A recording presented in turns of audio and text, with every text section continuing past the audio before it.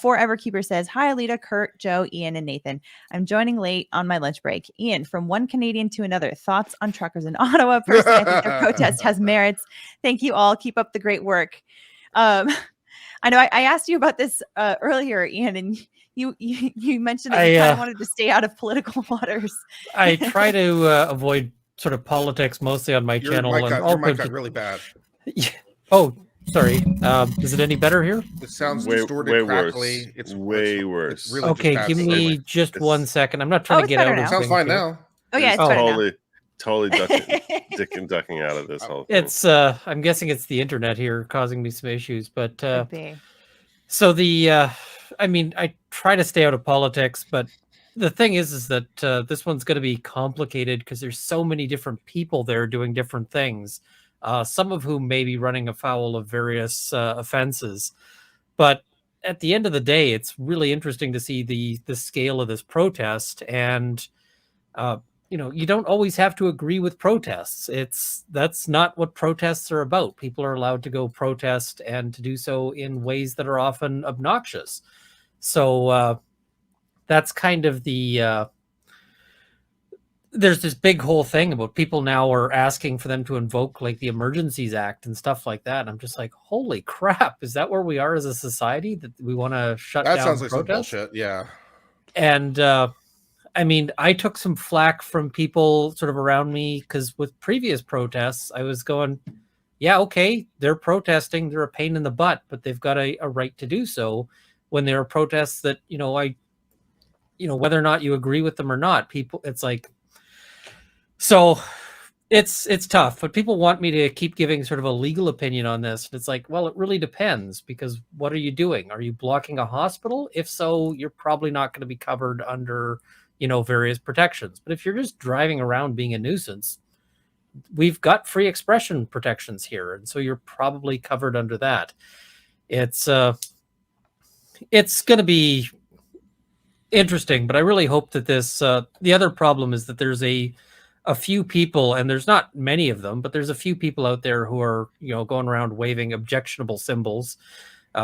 Somebody in Parliament now wants to push through a ban on swastikas. And I'm like, as much as, flying a swastika makes you a giant jackass, I still don't agree with, like the restrictions on speech. And I don't think that they could pass a constitutional challenge.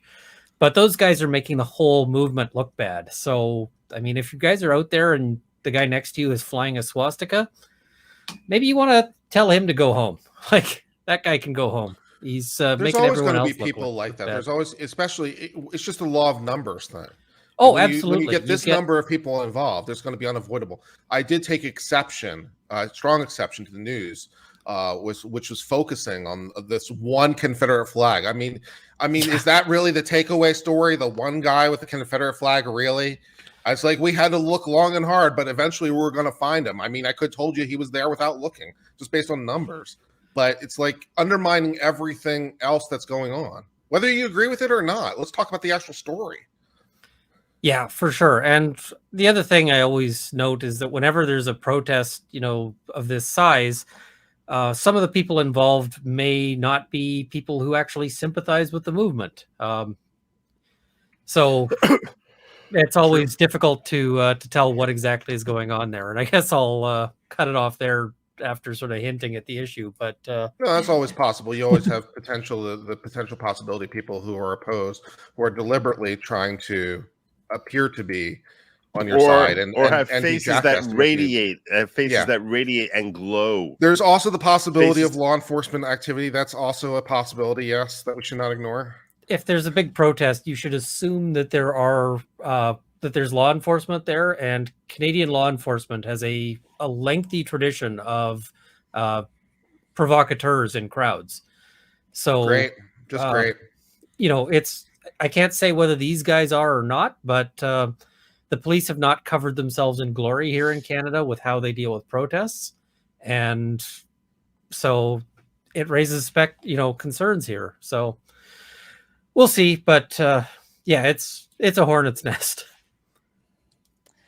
Yeah, I mean, it definitely sounds like one. So I understand your desire to kind of limit limit the comments on it, but I also understand why people are very interested in getting your take. I know Viva's been he's been live streaming from the protest, right?